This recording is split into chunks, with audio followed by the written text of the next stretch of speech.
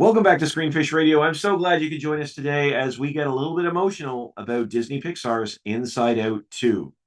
I am so glad to have some of our beloved team members back here today, Daniel Collins and Seun Olowo-Ake. Welcome back to you both. I'm glad you could be here. Hey, Thank you for having us. This week we are talking about Inside Out 2, which returns us to the mind of newly minted teenager Riley, just as headquarters is undergoing a sudden demolition to make room for something entirely unexpected. New emotions, joy, sadness, anger, fear, and disgust, who've long been running a successful operation by all accounts, aren't sure how to feel when anxiety shows up, and it looks like she's not alone. As always, this podcast is rated S for spoilers. But Shay, Daniel, what did you think about Inside Out 2? Or how did you feel about it, I should say. Just, see, see what I did there? um, I really enjoyed it, honestly. Um, I really enjoyed the first Inside Out, so I was definitely going into this with high hopes that, I would enjoy this. Honestly, I think I kind of like this more than the first one. Um, I did like the addition of the new emotions. To me, it didn't feel too like kind of over it didn't feel like there was too many characters involved. Um, I think it was nice that some of the new characters were similar to some of the older ones, but still brought their own, fresh emotion. Um, and I think the storyline was really cool. Even just outside of what's kind of going on in Riley's head, what's happening in her life. I think it was a pretty cool storyline getting to go to kind of like a pretty exclusive like hockey camp. Like that's something really exciting. Um, and seeing her just kind of deal with very um, real experiences that I guess a 13-year-old girl might experience, but just in general, like a 13-year-old, moving from uh, elementary school or middle school to high school, um, you know, uh, finding out that your best friends won't be attending the same high school as you, um, and then just kind of that general, you know, starting of puberty is something we all go through. So it was cool to see, some of the stuff that she was dealing with um, in real life and seeing how the emotions are reacting and how they're kind of causing these choices and the things that she says and does. I think they did it really well. Um, None of the characters I felt were not needed or anything. And it was just like it was fun. It was pretty funny. I was actually laughing at some of the parts. I think more than in the first movie. Um, but yeah, I think for myself overall, I really enjoyed it. I would definitely see it again, and after watching it, I'm hoping that they do a third one and that the third one is also really good. That's always my fear when there's one really good one or two really good ones that they add to it and ruin the whole thing. Yeah. Uh, I've had that fear with Toy Story. Um, Shay, what about you? What would you think? I feel like building on that, like I know some of us were saying that when we heard about I'm so sorry. When we heard about the second movie coming out, it felt like it was like a cash grab where like the first one was really good, so now they want to make more money. But I could tell that this story was made with a lot of care and a lot of love. Like I felt like they really cared about what they were doing, which is always nice to see. So I really liked, no, I loved this one. I think I liked it more than the first one too. Um, I was saying that if, yeah, like it's stuff that the 13-year-old would go through, but also like I'm 27 years old and there was stuff that was going on in the film that I was like, oh yeah, I completely relate to this. Like I think yeah, I think everybody honestly is going to like find something to latch on to relate to. So I really like the film. Yeah, I'm 46, and I leaned over to you, Shay, when we were watching it. I think I said, like, maybe I'm a 13-year-old girl. Like, I'm vibing with what's going on, and like I feel like this is so accessible with what happens.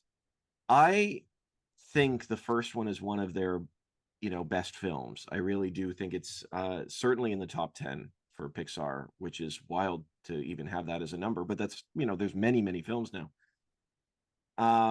I don't think this was as good as that, but the problem is with that sort of assessment is the first one came out kind of like a bolt of lightning. Like it came out of nowhere, and it was just so creative and so fresh and so bonkers that to replicate that is always hard.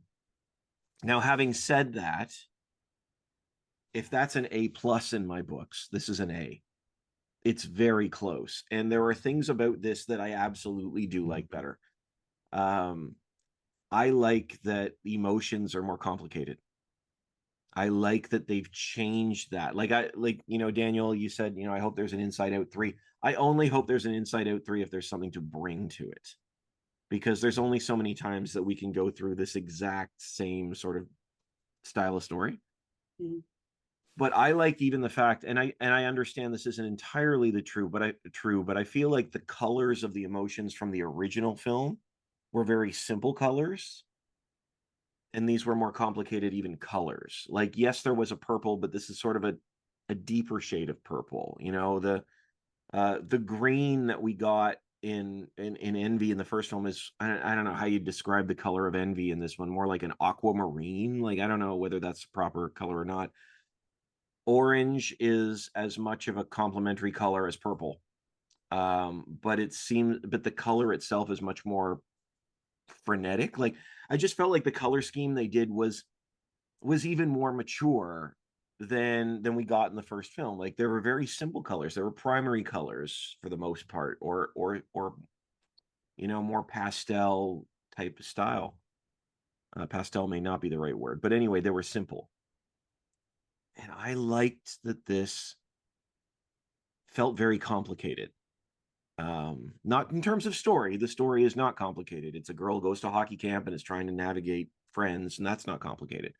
But the emotions, the tension between emotions, I loved that. I absolutely love that. What was there a certain aspect of the emotions that you sort of connected with? Like, it seems like we all enjoyed that the new characters. Was there a reason you connected with them, or one that you connected with more than others? Oh, I feel like anxiety is going to be a popular one. Um, just even the way she like operates in the film is, I think, like it's not a how do you describe it? You can see how she can be present in everyone, if that makes sense. I don't know if that Hmm. makes sense. Like you can see how she can be present in a lot of people, and then like the varying levels of, I guess, extremities that she goes to that you can see in different people. So yeah, that's definitely an emotion that I was like, oh yeah, I see how this plays out in my life.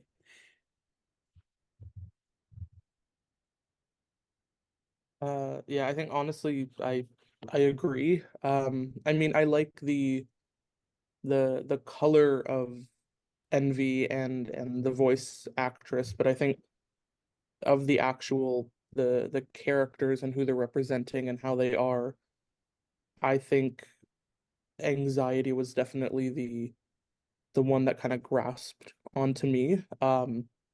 Watching the film, like during some of the scenes, the way that like, what anxiety was doing, and especially like how quickly she was moving around and everything, like I was just kind of like, that is how it feels. Like it just feels like your mind is just like, you know, doing everything everywhere all at once.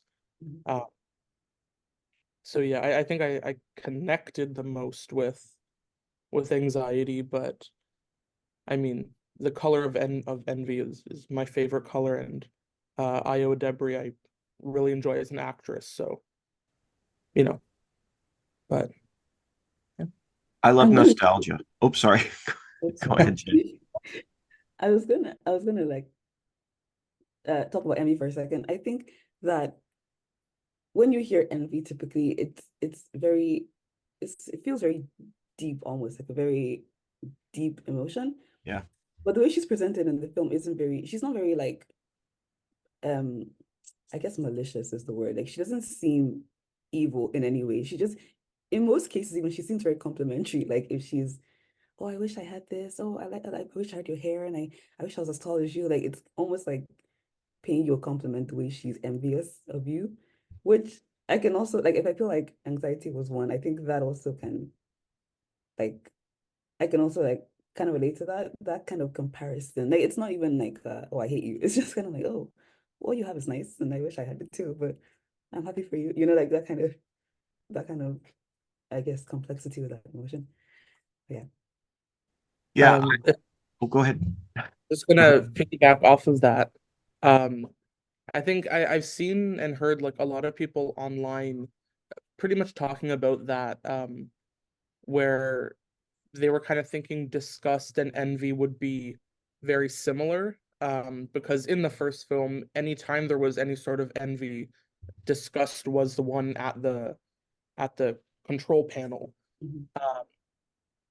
But I kind of feel like obviously disgust and envy are different emotions.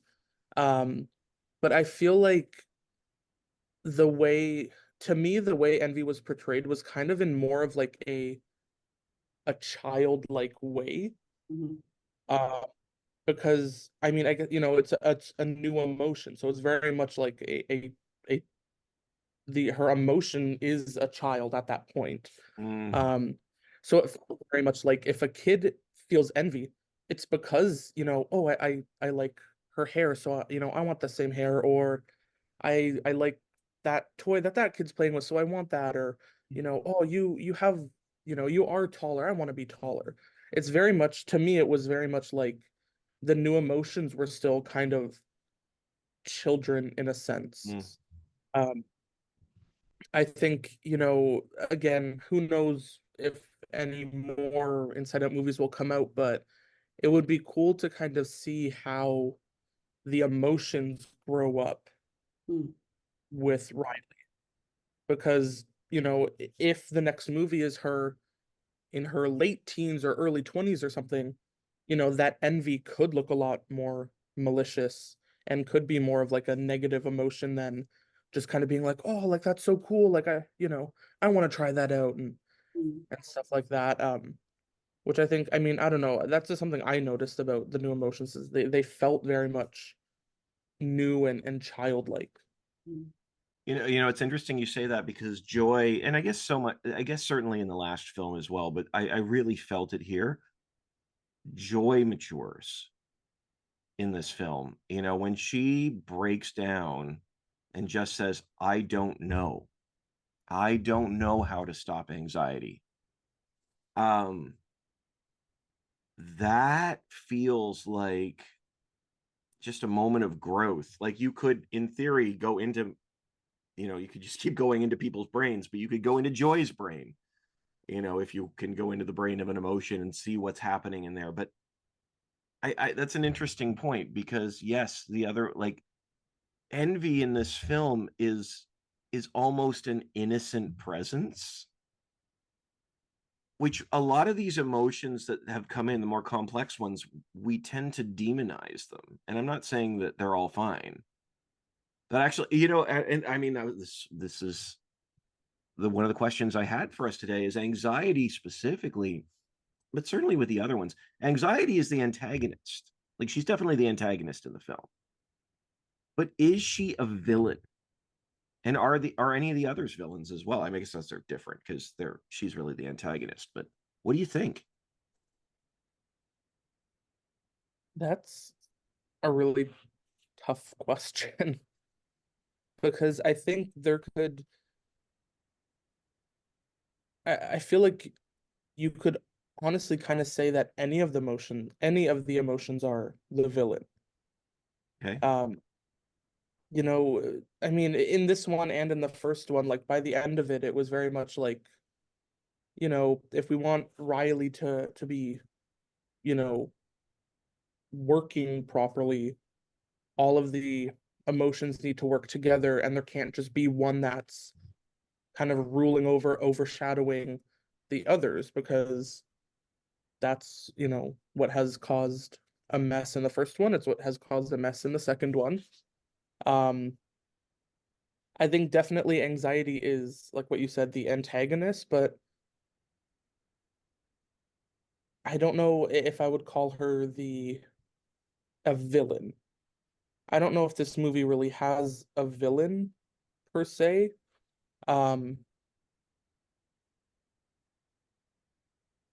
oh, that's so hard. I don't know. Like that's a really it's a really tough question. Um,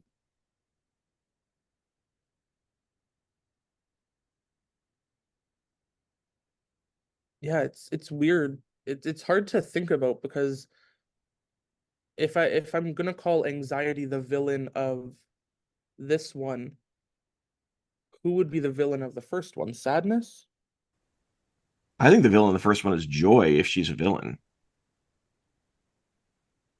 I mean, or they certainly the antagonist. I can't use villain for Joy. But Joy's the one that's demanding things her way. You And she know, still kind of is in this one. yes, but It's she's changed. She's changed. Like when, for example, at the beginning when Riley cries for a moment. Do you remember Joy lets Sadness take the panel and she says, "Don't worry, she needs this," and takes a step back. yeah, yeah. I mean, there's definitely some growth with Joy, but I mean, even at the very beginning, like she was taking any negative memory and like giving her like early onset dementia, like literally throwing her Wait, memory. what is this going in? What? Wait a minute. This is going to be Inside Out 5. That's But like literally, like she was throwing away like any negative memory. She was only leaving like the good memories and bringing the good memories down to the the pond or whatever to build the sense of self. Which of course her sense of self was I'm a good person, which is, you know, a very good thing. mm. But it's still very much so I think almost in a sense like anxiety was an antagonist. I think again, at least the first half, Joy was also Mm. kind of an antagonist. I think she really fully changed after that scene where like she's called delusional, and she kind of turns around and has like and she snaps, and she kind of, I guess, releases all of her feelings. I think after that, that's kind of when she, you know, again, she realized she can't have things all exactly her way. Anxiety can't have it all exactly her way. So let's work together to, you know, bring anxiety down and, you know, help soothe anxiety and work together. So it almost feels like there's no protagonist in this. Mm. Um, they're all just kind of, I don't know, like working together, working against each other, but I don't know, like, you know, Joy's leading the way and whatever, but I don't know. I don't feel like Joy is like the hero of this film. And I don't think I can say anxiety is the, you know, the exact villain of this film. Mm. I wouldn't call anxiety a villain. And I think that again, like when the way they present her, she's not even doing anything maliciously. Like she has, and this is why I say I relate to her, because she's like, oh, I'm seeing like the future, and I'm seeing the future, but like I'm forecasting what could happen if this doesn't go well or if this goes well. So I need to prepare for that. That's all she thinks she's doing. And that's something that I personally relate to, because it's like, oh, I can see that if this goes left, then this can happen. So I need to prepare for that. The problem is that you start thinking of all the things that could go wrong, then you just start trying to prepare for all of them, and then your mind gets weird. But she's not even trying to like take over or be the boss. She's just like, in her mind, this is to protect Riley, this is to help Riley. So we need to do all these things to keep her safe. But then she goes overboard. And I think like what Daniel was saying, that's something Joy had to learn in the first movie. Like anxiety now has to learn, like, oh, I have to share. So I wouldn't call her a villain, but I think obviously her actions got too far and then led to, like a bigger blowout situation. Yeah. See, I agree with you both, and I think, to dovetail off what you said there, Shay, I think the villain of this film might be power. And go with me on this here, but because it's kind of interesting to see how all of these emotions are working believe they're working for Riley's benefit. And even the way that anxiety bottles up the others and ships them off to the recesses of her mind, she thinks she's doing the best thing for Riley right now. Everything she does is for the best thing for Riley right now. But the harder she grips that board, the worse things get.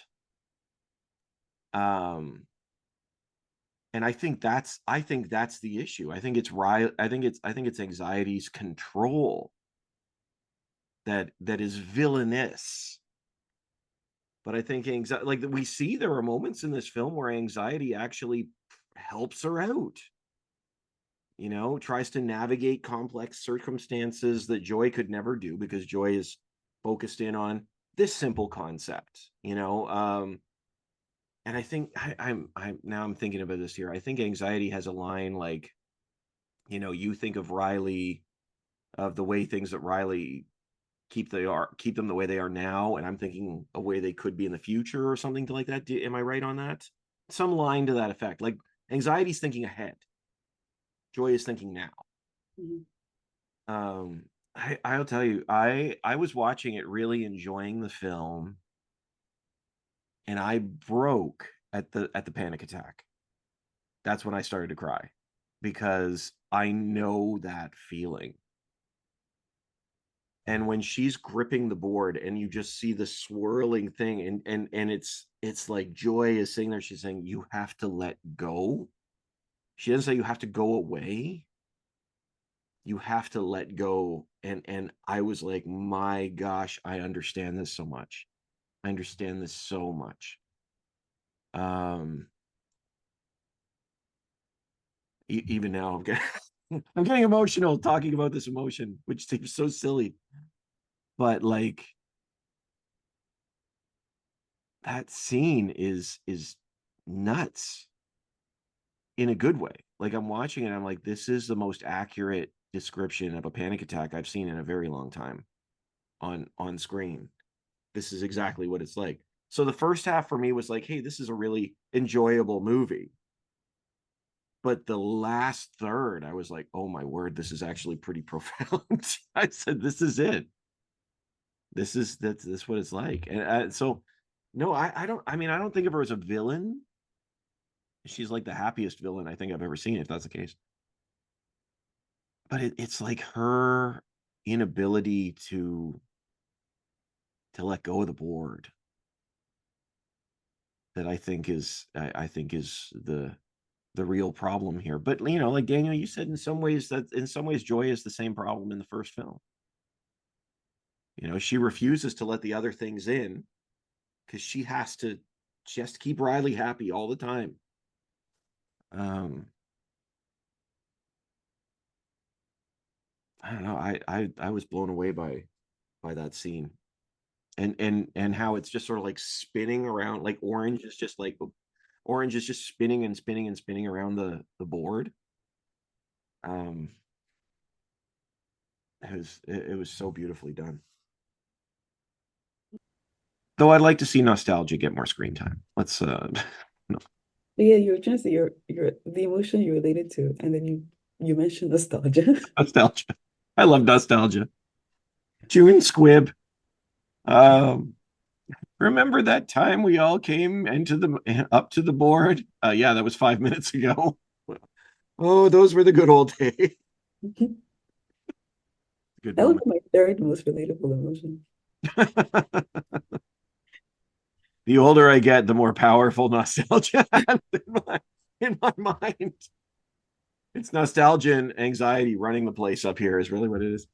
Um, what did you two think of its depiction of Riley's sense of self? Because that's a really interesting concept in this film. Last time it was just about making her feel good. Again, this film's trying to build something more complex. I was wondering in your mind what that meant to you.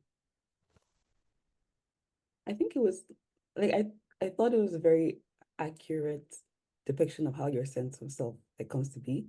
And I remember talking to a friend of mine, she's like a life coach, and she was saying that like, yeah, like what you believe about yourself is basically how you act. And so sometimes when you like if you if you believe that you're not good enough for something, which is what the film ends up getting to, but then that's where all your actions come from.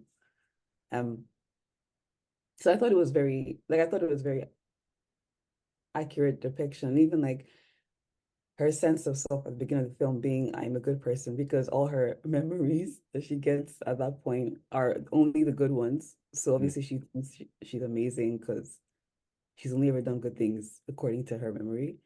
Um, and that like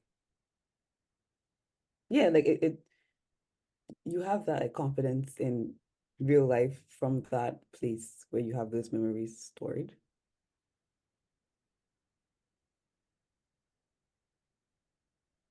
Yeah, I don't know. It just was reminding me a lot of, again, I guess growing up or doing things. I know for me, wanting to like you want to be better at things, but it's not. Is it because you're like, oh, I can do this really good, or because like I think I'm not good enough, and so I need to prove that I am to myself or to people who are watching. And that's something that I've been questioning even before I saw this film. I was thinking about it the day before, and then I watched the film and I was like, yes, this is what I needed to hear or to see. Um, but yeah. For sure. Daniel, what about you? Yeah, I mean, I like the way that they kind of depicted your sense of self. Um, honestly, I mean, for pretty much the most part, I just completely agree with what Seun said. Uh, I've also kind of had those times, in my life when I'm trying to think about, myself, just kind of being like, am I doing this thing or reacting in this way because I, am genuinely wanting to do this thing or wanting to help out or whatever, or am I just doing it so that I feel like a good person? Mm. And that's like, there's definitely times where, even now at 24 years old, like, you get those times when it's like, oh, I need to take a step back and just kind of reevaluate myself. Like, is what I'm doing, a good thing? Sure. Am I doing it because it's a good thing and I just, I want to be doing a good thing? Or am I doing it because I want to look like I want it, I want people to be like, oh, look at that guy. Like he's doing a good thing. That means that he's, a good person and, stuff like that. Um, and I think definitely, I mean, again, at like 13 years old, going into high school, like realistically, everything's about how you look. Like, well, everything is like to that person. How they look, how they're perceived is such an important thing. I mean, you want to make sure that you look cool to the people that are important to you, or you want to look like a good person to, teachers, parents. You want to seem like you have like, you know, a cool style and, this and that and whatever. Because at that age, like, you know, you're judging yourself the most and the hardest, I think, than you ever will. So I think kind of once you get into adulthood, of course everyone's different, but I think for the most part, people start to not really care about that stuff. But definitely at your early teen years, your high school years, like your sense of self, building that up is such an important thing.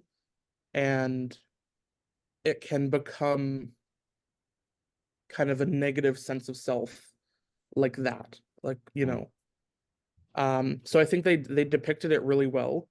Um, of course, it would have been nice to maybe see more than just I'm a good person, I'm not good enough. Like I would have loved to see some other aspects go in. Because it's definitely not just that. Like realistically, it's not just, oh, I'm a good person or I'm not good enough in real life. So it would have been cool if they maybe touched upon some others. But again, I mean, who knows what will come next. But yeah, I think they did a good job at kind of depicting how your sense of self, controls about what you think of yourself. Again, how you are in certain situations and, whatever, especially at that age. You touched on something interesting there, and this is one of the things that really connected with, because I in this film they sort of use the sense of self as like the mental spinal cord, if you will. Like it's like the base of everything that she says and does, but it's not all good. And that I thought was very interesting, because by the end they're pouring everything in there, and I think it's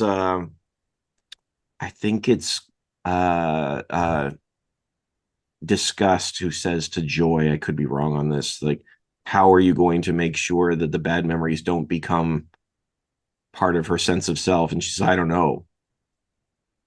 Um, because the bad are absorbed into this.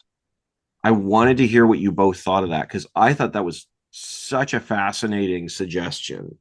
This isn't just like, sometimes we need to feel sad. This is the next level up here. What you believe about yourself is not always good. Based on bad memories. I really was interested what you both thought of that. Yeah, I mean, I well, for me, I think again, like that's pretty realistic. Like, if I'm thinking about myself, I have, good memories of things I've done or said or reacted or whatever, where I'm like, okay, in this situation, this was a good thing. It's part of my, sense of self. But then there are also those bad memories where, okay, I reacted in, not the best way to this situation. It's something that I remember, but instead of it giving me like a negative view of myself, I'm going to use it to grow and to learn from and remind me, if situations like that come up, that memory is going to show up and I'm going to be like, okay, let's not react in that way, or let's not do this thing because in the past it has not worked. So, I would use it, and I think of it as like those bad memories, bad situations are paths to learn and to grow and encourage yourself to, you know, do the opposite thing or a different thing to have a better situation. That way, if it does happen in the future, rather than just having that negative memory, because you've used that negative memory to grow in a situation down the line, that good memory is now what you think of if a situation comes up. You're like, oh, I had this bad memory of, reacting to this type of news from my friends, and I reacted in a bad way. That wasn't good. The next time it happened, I reacted in a better way, and I was able to still be friends with these people and encourage each other, whatever. If it happens again, you're going to remember that good memory, and you're going to know, okay, the best way to handle this situation, rather than going off on my friends, is sitting down, having a kind conversation, hearing what everyone has to say, or whatever the situation is. I definitely look at it more as the bad memories are helping you grow to create more good memories. Yeah, I agree. I wouldn't say that your sense of self is not always good based on having bad emotions. I think you can have a good sense of self with bad emotions or bad memories and emotions, sorry. And basically what Daniel was saying, I think it, like, having all the emotions there just gives you a more honest sense of yourself, whether that's good or bad.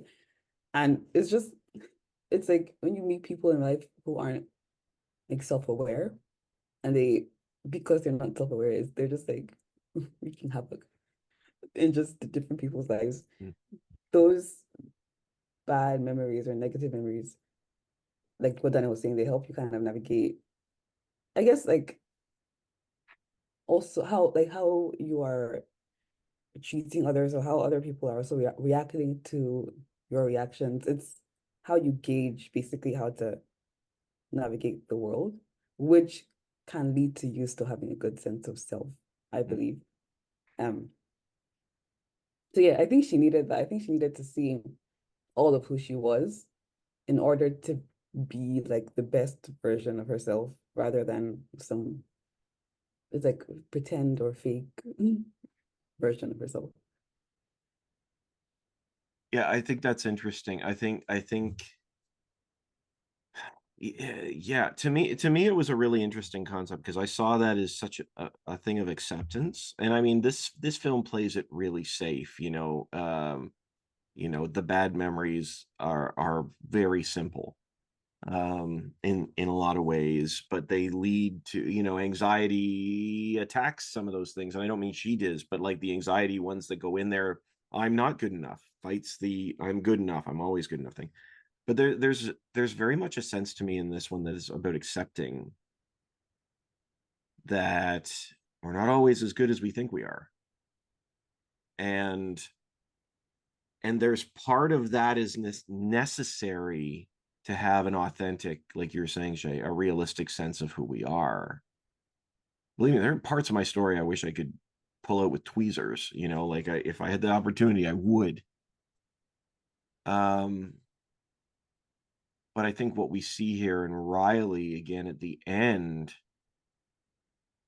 you need those things, or you don't need those memories, but you need to accept those memories as part of your story,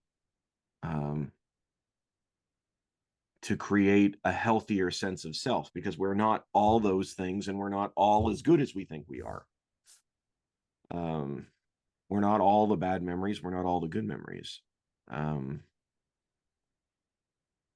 I just found that again, like, and this again goes right into Joy saying at the end, towards the end, she says, I think as you get older, you experience joy less, which is so heartbreaking and so true. And but it's like Joy in the past two films, the whole purpose of her has been to try to protect Riley and keep her thinking these good things. Everything's fine. But this film lets her sit in the dark a little bit, which I find really interesting. The line of as you get older, you experience joy less. Because when she said it kind of I didn't see it as the film presenting that to be truth. It was more so she was seeing it in a moment of sadness.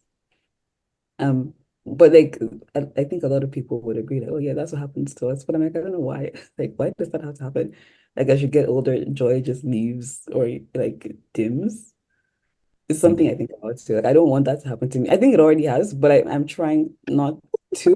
Like, I think the joy is dimmed from my life. I mean, like less than when you're a child, obviously, because Yeah. you become more aware of how the world actually works, and sometimes that's sad. But yeah, I've been trying to do that, but I don't want joy. Like I don't want to be this hollow adult just going through life. So anyway, I'm thinking about it, and I'm like, I want to keep joy for as long as possible. Well, I think you're making a great point.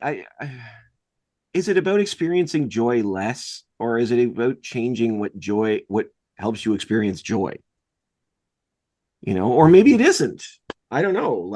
It would be interesting if the emotion or the psychological concept of responsibility, gets into the mind on this one, because that's not really an emotion, but boy, I mean, I see it with my kids, like, when they're 7 and they can, run around, play outside, or let's be serious, sit on, play games on their iPad. But I'm saying it's like everything is new. Everything's new. Um, I don't know, Daniel. Do you experience joy less? Is the light slowly dimming on the inside like it is for Shay? don't think I've No, ever not experienced pandemic. joy. I said I'm going to prevent against that. I Oh, think it okay. happened when I was a kid, but I don't want it to continue. What I heard is that you're dead inside. That's what I No, heard. I said I don't That's want it to get That's the joy talking. She's on the Um, control. She's holding on tight. can you have a joy attack?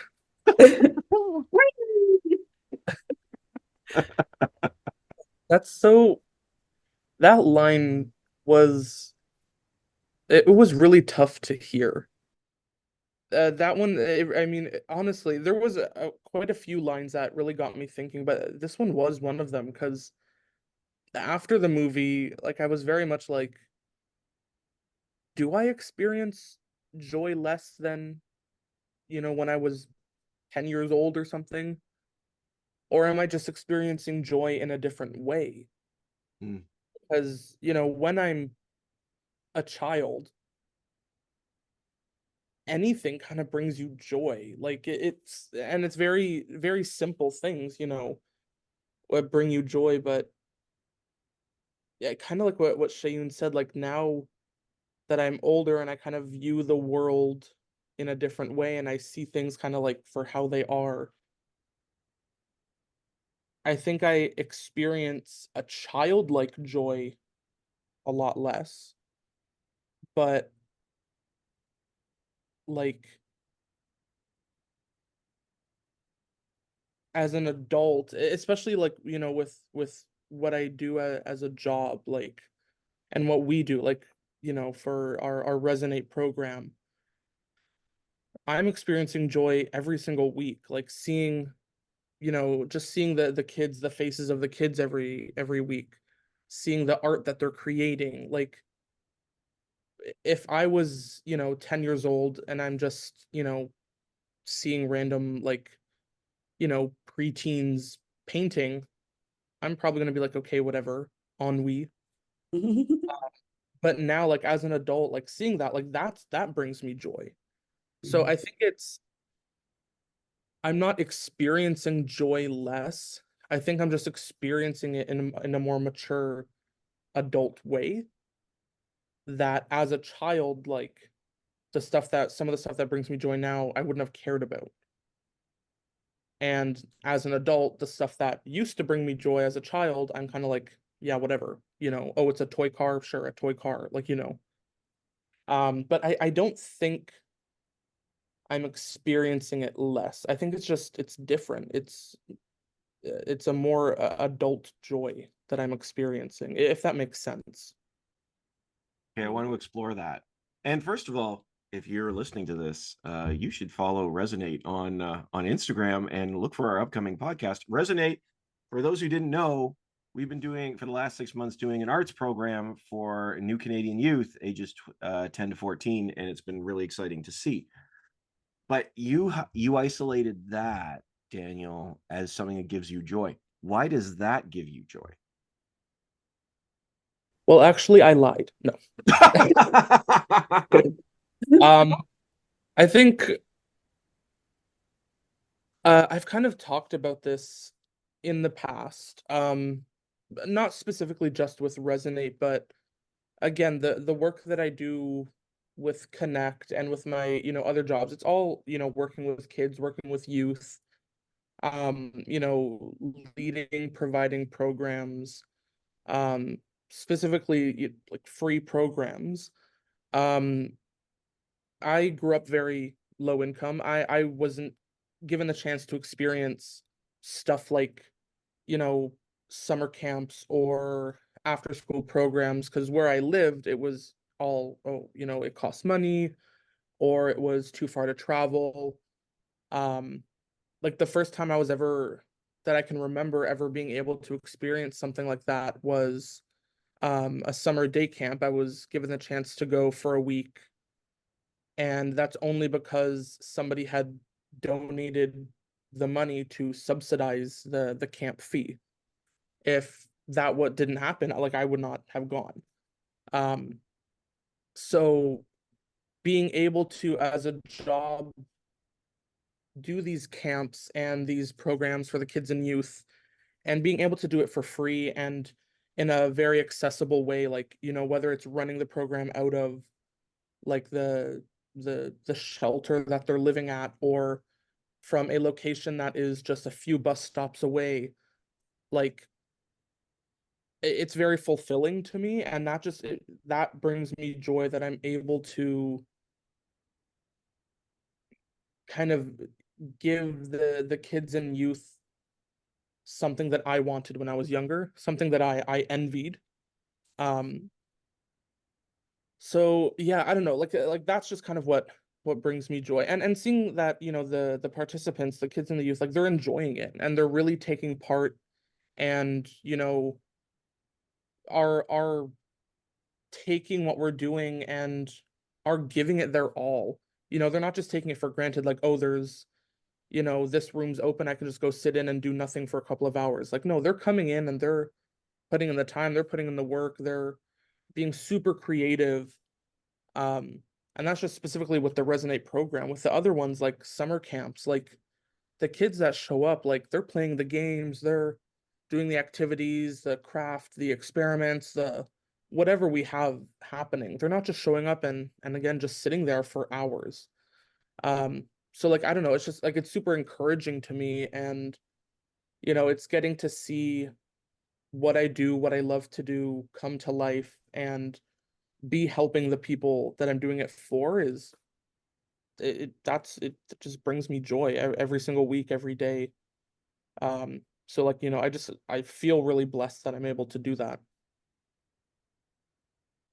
There is a certain sense of joy seeing other people, younger people, feel safe, feel joy. There's a certain sense, there's the absolutely, like it's life-giving. It can be absolutely life-giving. Um, it would be interesting to think why. I'm just thinking about this now. What is it? Is it there seeing them come alive? Because I mean, Resonate has been incredible. I've loved it, loved every minute of it. But we didn't create anything. We let them do it. Maybe I'm dovetailing here. Maybe I'm going off track. But I really think that there is something joyful about seeing others helping others experience joy. There absolutely is. There you go. There's Inside Out 3. I just wrote it for them right there. Uh, but yeah, but joy, I mean, joy changes though as you get older, because when I was 12, that wasn't my great joy. I mean, I liked helping people, but I didn't like it wasn't my great joy. My great joy was stuff that affected me. Um, and now that I'm older, what gives me joy? My kids give me joy. Seeing them happy gives me joy. Seeing my family growing, thriving, helping my kids navigate their own problems gives me joy. Um, what's interesting is, now I'm saying this, I don't know if I can't remember the first movie that well, but certainly not in this movie. We never see a time when the parents have Joy at the controls. Joy is there. Their joy is there, but not in charge. Which is very interesting now that we've brought this up. Yeah, that's what I'm saying. Why? I don't think in the first one they had Joy in control either. I think the mom has always had sadness and the dad has Sadness. It's sadness. Dad's usually anger, although both of them have anxiety in this one as well, shows up at the board. She was gone for 3 days and she didn't tell us anything. In fact, I think in the first one, the mom is getting mad at the dad and she turns off that image and starts remembering some other guy, if I'm correct. This movie. Yeah, Isn't I that think happen? it's like a Fabio type like romantic book like cover Oh. character. That should make us all a little bit Is as adultery? a husband. But maybe the trick isn't that they're not experiencing joy. Like less, I think less is okay. There's a lot more emotions that need time at the board. I don't know. Yeah. I think I think it's just you're experiencing it in a different way. And kind of like what you said, like it's not just joy. You know, there's happiness, there's content, there's calm. Like there's so many different joy-like emotions that we feel more as we grow up. When you're a kid and you're like, "Oh, how do you feel?" It's just going to be happy. Mm. You're not going to more than likely you're not going to have, a 10-year-old or a 13-year-old being like really going in and describing their emotions. It's gonna be like, oh yeah, I'm happy, joy, But now as we're older, I think we're able to break down the emotions more and be more specific. And in situations, it's not just like, oh yeah, I'm happy. It's I'm content. I feel fulfilled, I'm inspired. We're able to kind of break it down so again, we're not feeling joy less, but joy means more as we get older. I like that. Mm. Yeah. Maybe we value it more highly because we have the concept that or rather we value it more highly because we don't always have that pure experience in the same way that we did when we were little. I don't think we ever have to let it die. I was teasing you earlier. I don't think joy ever has to die. But it does change. It does change.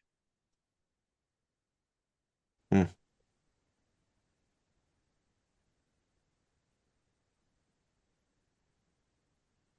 Okay.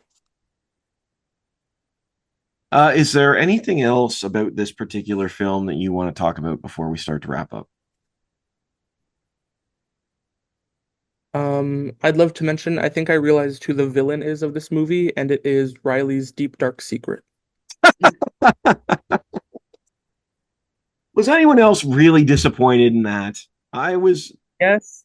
I felt like they let the air out of the balloon. That could have been your whole Inside Out 3 right there. The deep dark secret could have been it. I But it's mean, to be fair, it still could be. no, it can't be. Even Joy says that's it. That's that's even There Joy could was disappointed. there could be a deeper, darker secret. I really. Oh, go ahead. Was someone going to say something? No, just laughing. I really thought, and I think I said this to you both when we came out of the theater. I really thought this film was going to be more like the second Wreck-It Ralph, which was wilder, more open, more silly, like more everything. And I actually like the second Wreck-It Ralph. I think it's funnier than the first one in a lot of ways. But that wouldn't have helped this film. It wouldn't have made it better. So when they go trapped and they've got, Pouchy was brilliant, by the way. How can we not shout out to Pouchy? Um, Pouchy and the guy from the video game and all this stuff. I thought, okay, this is where we're going, and it didn't. And actually, I give it credit for that. They didn't go wacky. They kept it grounded. I appreciated that about it. I love the scene where they're just reaching into Pouchy and trying to find anything useful is phenomenal. He gets so mad. It's like, ah, so gold. I was gold.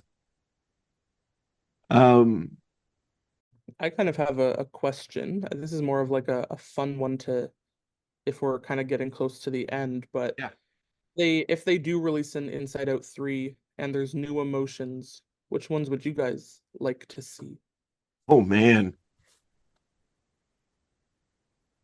Depression. No. Sociopathy. Orthodoxy and orthopraxy. No. That's a great question. It's gonna be so depressing. Apathy. Ooh. But isn't that ennui? Isn't that kind of ennui? I feel like maybe they, I don't know. I feel like they didn't use ennui enough in this movie. Well, ennui is boredom. Apathy's not caring. Yeah, it's like a deeper. Yeah, it would almost be like a break off of Yeah. ennui. That's actually, I mean, that could maybe even be the plot of Inside Out 3 is the emotions that are there maybe are splitting into subcategories of themselves. Gosh. Not in like they're 'Cause all in pain. but, like, it's like fear and anxiety. Like anxiety seems like an offshoot of fear. Yeah. yeah. Maybe seeing that more. Ennui kind of breaks into apathy. Disgust can maybe break off into hate. Wow. Oh my gosh, is love an emotion? That's another question. I wondered about love. I think love is That's the what I was easy way out. I feel like love is the easy way out, and I actually don't want them to do Yeah. that. Like, I don't want them to talk about romance. And I mean, maybe if they're doing love, they talk about other things. Like they did that in Frozen, where the true love's kiss would free you, and then it was the sister's love. So maybe you could do love that way. I just feel like I don't want to see love. Well, would you say that's an emotion? Because there's an argument, right? Is love an emotion or is it just like doing? No, feeling. I guess that's a fair point. Yeah. Yeah. No, that's a good point. I'd like to see purpose, Ooh. but that's sort of the offshoot of apathy. If It's like you're, an opposite of empathy. I'm more positive.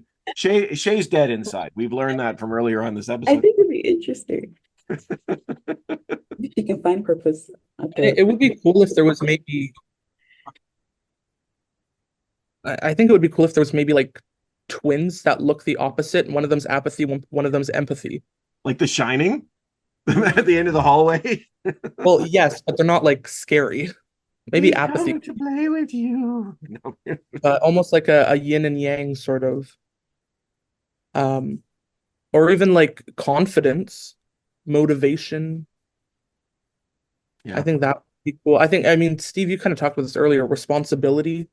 Mm. I guess that's not really an emotion, but maybe dive into more like I don't really know what you would call responsibility, but kind of like moral, I don't know, moral aspects of self or something. Like, um, yeah, I think love is the easy thing to do. Um, but yeah, I don't want a whole movie that's just about her, having a crush on a fellow high schooler. Like, I think it would be cool if maybe love showed up kind of like how nostalgia did. And maybe Right. like there's scenes where she looks at like another high schooler and then love just pops in and is like, and then just kind of walks away for a bit, or like, But yeah, I don't think I would want a whole movie where love shows up and then it's just I don't really know what they would do. But You could have the yeah, I think council of love of all the different types. Ooh, that'd be so fun. I guess, but like I don't know if you would want to do something like that because the love that touches upon more adult aspects of love maybe shouldn't be talked about with a teenager. The next one, Riley's 33, and she's Yeah. the day before her wedding. Warner Brothers has bought in the rights to Inside Out. Like make There's you could go down to apathy, or you could go way over the other direction if you wanted to. Woo! No, I hear what you're saying. I think I just feel like it's sort of the easy way out, and if you take it, you have to be very careful that it doesn't become just like a relationship. I feel like that would ruin what the series is about. yeah. Uh, I would love to see, I mean, if there's a way where they could do it where some of the emotions stop working. ooh, I don't know, like don't want this to happen, but like if she like maybe playing hockey, she falls and hits her head or like I don't want her to like get hurt, but I mean whatever, it's a cartoon character. But like something if they get, like, dislocates in her brain. yeah, like brain You damage. can no longer feel anything. To be fair, Oh that's my what was word! happening in Inside Out too. The way they were throwing away her memories and her feelings, I was like, it was just giving her brain damage. That's the darkest possible thing for a sequel. It doesn't have to be And the whole all the movie. emotions get wiped out. Not all of them. You need to have at least one Fun. to see the others. Anxieties. Anxiety, that's it. Or ennui. There's your Oh, that was oh my word. Oh boy, that took a turn real quick. I see where you're going with it, though. That would be interesting well, again, they tried to do some suppressed emotions in this one as well. It didn't last long. And they had like yeah. a comic book escape or whatever. Yeah, um, I think seeing more of that of, what happens if some of your emotions just aren't working. That could be cool. yeah, man. You know what I think is really interesting is we all like, I mean, we're in a place with this series now. If they wanted to, they could get quite adult. And I use that term loosely of where they go. But where do you take this, if at all, and still keep it relevant for an animated movie for all ages? Um, I think they could do, and if this movie crosses $1 billion at the box office, $1 billion at the box office, then I mean, they'll be looking at a third. Oh yeah. Oh, if they cross 1 billion, I mean there will be a third one within the next 3 years. Yeah. It is now the second highest grossing animated film opening of all time, I think, behind Incredibles 2. Globally, it made $285 million, which is, I think it was Toy Story 2. I don't think so. It's Incredibles 2, I believe. It is Could be incredible wrong. too. Yeah. It's Incredibles 2.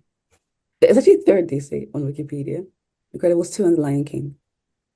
Oh, Lion King's still near the top. Yeah. Well, that makes sense, actually. But I think uh going into it more, I think a way that they could incorporate love and not make it a romance is if maybe they get a pet. Like maybe there's a pet dog. Showing love in that sense, not like a romantic, teen romance, but the love that Riley would have for this pet. And then if they want to touch upon more of an adult theme, bear with me, grief. the dog dies. There you go. There it is. You're welcome, Disney. Thank you. I think that's it. I was thinking the dog is maybe a little too small, but grief, that could be one for sure. Yeah. I think Disney's done enough where a parent has died or both parents have died. Has So Disney done enough where a parent has survived is the next question for our next podcast. How many parents have lived outside of the Inside Out trilogy? But that could be good. Having a, first half of the movie is focusing on love. Dog, something happens, and then it's Riley dealing with grief and how that's affecting not just herself, the people around her, and the rest of the emotions. I think that could be a good plot. Mhm. Yeah, I think that would be a reasonable next step. As long as they manage to pull it off, I'm okay with more. Yeah. I think the Toy Story trilogy is perfect. I think Toy Story 4 is good enough. And it's not their best, but it's certainly still high quality. Every time they announce a new one, I get a little nervous. I just don't want them to jump the shark with it. And that's the way I feel about this franchise. There's no wiggle room on this one with me. They got to get it right every time. Well, on that note, I think, we've certainly had all the feels. Maybe we should screen it or skip it.